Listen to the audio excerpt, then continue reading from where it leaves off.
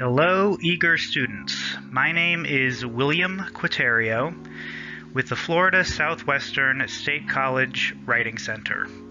I am here today to explain the grammatical convention of subject-verb agreement. As you all probably already know, a sentence or clause typically centers on a subject, which is a noun that serves as the person, place, or thing that performs the action of the sentence. The action of the sentence is indicated by the verb. Now, what exactly is subject-verb agreement?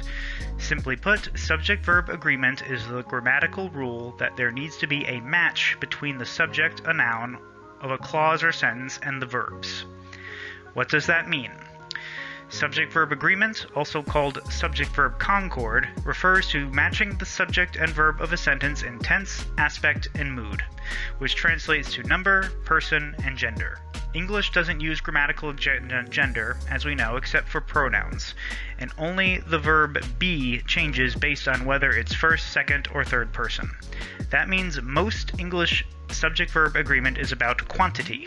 If the subject is singular, the verb must be singular. If the subject is plural, the verb must be plural. A representative example might be as follows. The cat climbs trees. In this case, the subject cat is singular, and therefore the verb needs to match it by having an S at the end. The cat, singular, climbs, singular version of the verb, trees. Meanwhile, the plural version, the cats climb trees. Cats is now plural, therefore there is no S at the end of the verb climb. The cat climbs trees, singular. The cats climb trees, plural. Singular forms of verbs commonly end in S, while plural do not. However, ending singular form verbs with S generally only applies when using the third person singular. First person plural and second person use the standard verb form without S. This applies to the simple present tense, and there are subtle variances on the convention dependent on tense. Some examples. I, first person singular, run to the store.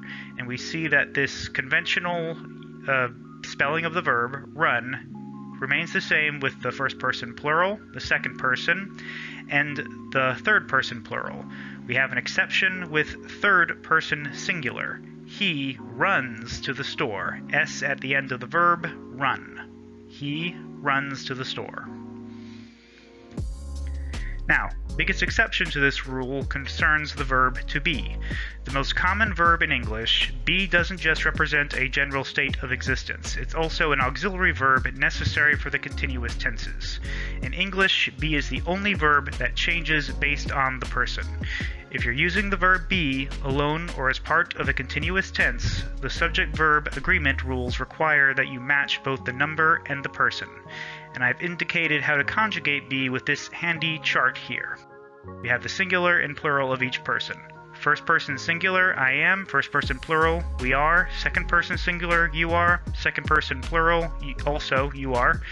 Third person singular, he, she, it is. Third person plural, they are. Now, concerning the matter of verb tense, we get some variances depending on the tense. The simple past and simple future tenses don't change based on the person or number of the subject. So we see the cat will be happy, the dogs will be disappointed in these examples here. See, the cat singular and the dogs plural does not change the form of the modal verb will in any case. Similar with the past tense, or the simple past, my aunt singular flew, my uncle's plural flew. No change in the verb. Again, we do have an exception with the verb to be. In the simple past tense, a singular or plural subject determines the use of either was or were. Examples, she was happy to receive you, singular she, so it's was. And we, plural, were disappointed in your performance. You see she, singular, so it's was, we, plural, so the verb version of to be is were. Was singular, were plural. Perfect tenses. Now, the perfect tenses change their auxiliary verb depending on the number of the subject. Singular subjects use has and plural subjects use have. However, this only applies to the present perfect tense. See some examples here. He has seen an alligator in the wild. They have had a great many grievances. She had been. They had medicated. I will have assisted. They will have seen.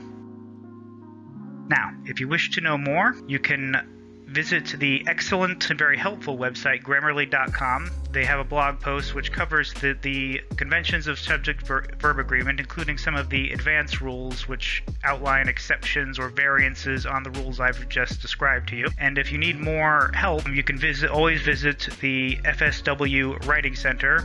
Either I or another Writing Center tutor will be more than happy to help you understand this rule or any other grammatical or writing conventions and rules that you may need help with. Thank you for listening, and good day.